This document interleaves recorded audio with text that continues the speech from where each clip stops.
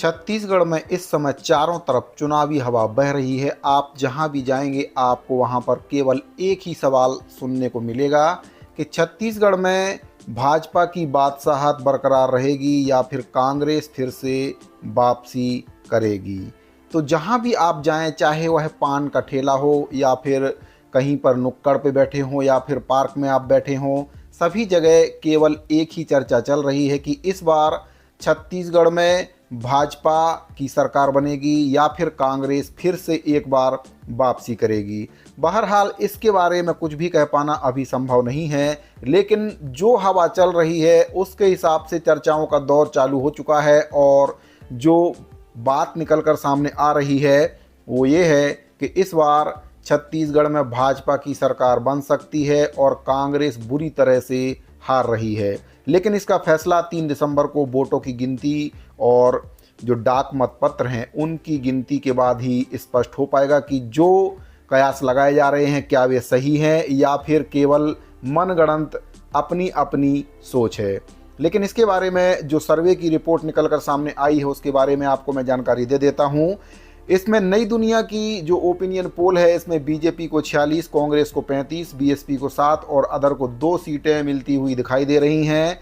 हरी भूमि की अगर बात करें तो बीजेपी को 40 से 50 सीटें, कांग्रेस को 35 से 43, बीएसपी को 3 से 7 और अदर को 0 सीटें मिलती हुई नज़र आ रही हैं। लल्लूराम.com की रिपोर्ट की अगर बात करें तो बीजेपी को 40 से 44 सीटें, कांग्रेस को 38 से 42, बीएसपी को 4 से 8 सीटें और अदर को 0 से लेकर 4 सीटें मिलती हुई नज़र आ रही हैं। IBC 24 न्यूज़ की ओपिनियन पोल की बात करें तो बीजेपी को 42 से लेकर 50 सीटों की बढ़त इसमें मिल रही है।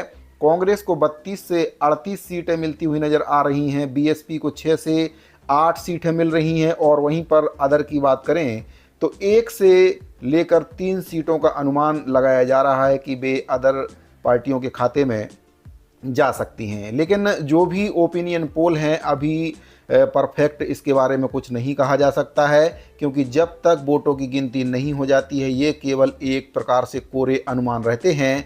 लेकिन जो हवा बह रही है वो बीजेपी के पक्ष में बह रही है। छत्तीसगढ़ में 2 फेज में विधानसभा चुनाव हुए हैं। पहले फेज की 20 सीटों पर 76% से ज़्यादा वोटिंग हुई थी, जबकि दूसरे फेज की 70 सीटों पर 75% के करीब वोटिंग हुई थी। राज्य में अभी कांग्रेस पार्टी की सरकार है। बीजेपी ने भी जीत के काफ़ी दावे किए हैं। वहीं विधानसभा चुनाव के मतों की गणना 3 दिसंबर को होगी।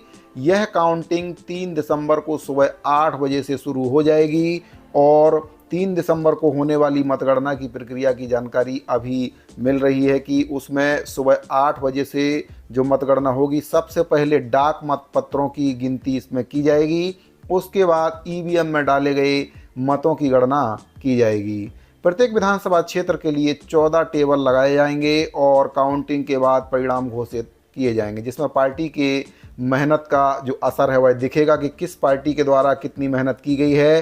क्या कमल खिलेगा या फिर एक बार पंजा छत्तीसगढ़ पर फिर से राज करेगा। चुनावी सरगर्मी जोरों पर है और सभी जगह इसी की चर्चा चल रही है कि कौन सी पार्टी की सरकार इस बार छत्तीसगढ़ में बनने वाली है। दोनों पार्टियों के घोषणा पत्र की बात करें तो कांग्रेस पार्टी के द्वारा अपने घोषणा पत्र में महिलाओं और बेरोजगारों को लेकर, किसानों को लेकर कई प्रकार की महत्वपूर्ण घोषणाएं की हैं, जिसमें कांग्रेस पार्टी के द्वारा जो योजना महिलाओं के लिए लाई गई है, गृह लक्ष्मी योजना लाई गई है, जिसमें 15,000 रुपये वार्षिक महिलाओं के खाते में देने की बात कही गई है। वहीं बीजेपी की बात करें तो बीजेपी के द्वारा महतारी बंधन योजना की घोषणा की गई है, जिसमें 12,000 रुपये महिलाओं के खाते में एक मुश्त जाएंगे। किसानों की बात करें तो कांग्रेस के द्वारा जो घोषणा पत्र बनाया गया है उसमें 3200 रुपये क्विंटल धान का जो समर्थन मूल्य है देने की बात कही गई है। वहीं पर बीजेपी की बात करें तो 3100 रुपये प्रति क्विंटल धान खरीदी की बात भाजपा के द्वारा की गई है।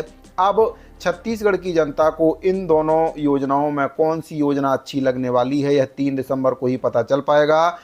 जो कर्मचारी हैं उनके बारे में भाजपा के घोषणा पत्र में भी काफ़ी अच्छी जो बात है वह शामिल की गई है कि जैसे ही भाजपा की सरकार बनती है 100 दिन के भीतर छत्तीसगढ़ में एक कमेटी का गठन किया जाएगा और उसमें अनियमित कर्मचारी महासंघ के जो पदाधिकारी हैं उनको शामिल किया जाएगा और उनके बारे में अच्छे से अच्छा निर्णय लेने की शुरुआत की जाएगी। प्रदेश के लाखों अनियमित कर्मचारी काफ़ी बेसब्री से इंतजार कर रहे हैं कि कब 3 तारीख आए और कब वोटों की गिनती हो और आने वाली सरकार अनियमित कर्मचारियों की मांगों को पूरा करे।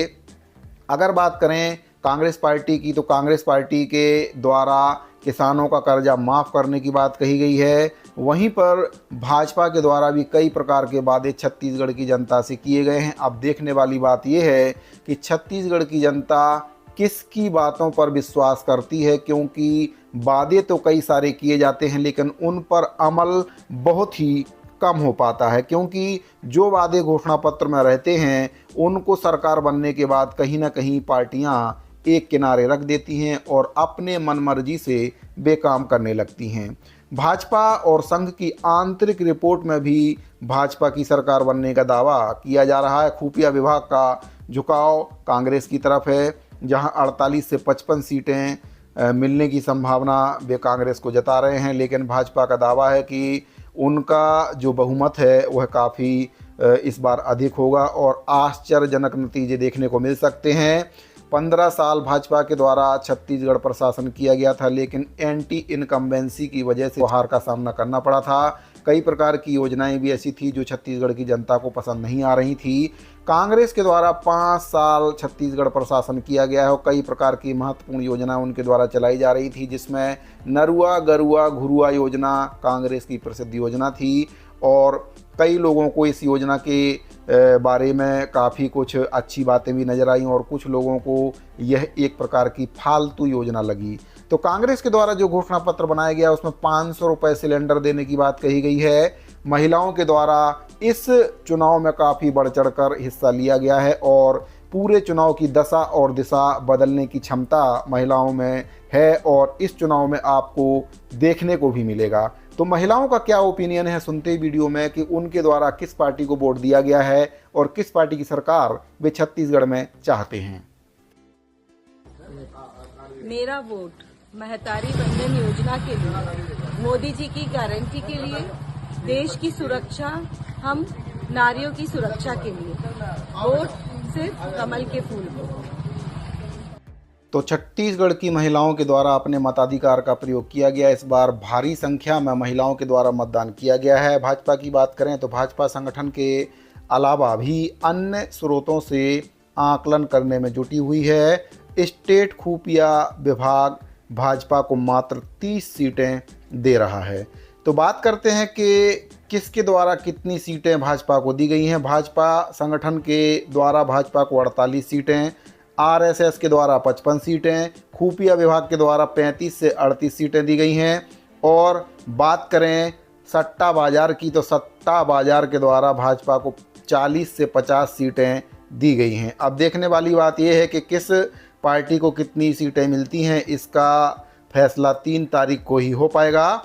संघ के नेताओं के मुताबिक मतदान प्रतिशत और वोटिंग रुझान को देखकर मनेंद्रगढ़, प्रेमनगर, भटगांव, प्रतापपुर, रामानुजगंज, सामरी, लुंड्रा, सीतापुर, कुनकुरी, पत्थलगांव, रायगढ़, धर्मजयगढ़, रामपुर, कोरबा, पाली, तानाखार, मरवाही, मुंगेली, तखतपुर, बिलासपुर, मस्तूरी, अकलतरा, जांजगीर चांपा, चंद्रपुर, सराईपाली, बसना, खल्लारी, बिलाईगढ़, कसडोल, धरसीवा, रायपुर पश्चिम, आरंग, अभनपुर, राजिम, कुरुद, संजारी, बालोद, डोंडी लोहारा, गुंडरदेही, दुर्ग ग्रामीण, वैशाली नगर, अहिरावारा, बेमेतरा, नवागढ़, पंडरिया, कवर्धा, राजनांदगांव, डोंगरगांव, खुज्जी, मोहला, मानपुर, अंतागढ़, कोंडागांव, नारायणपुर, जगदलपुर, दंतेवाड़ा और कोंटा को मिलाकर कुल 55 सीटें जीत की ओर भाजपा के द्वारा बताई गई है कि इन सीटों पर भाजपा जीत रही है और इन सीटों पर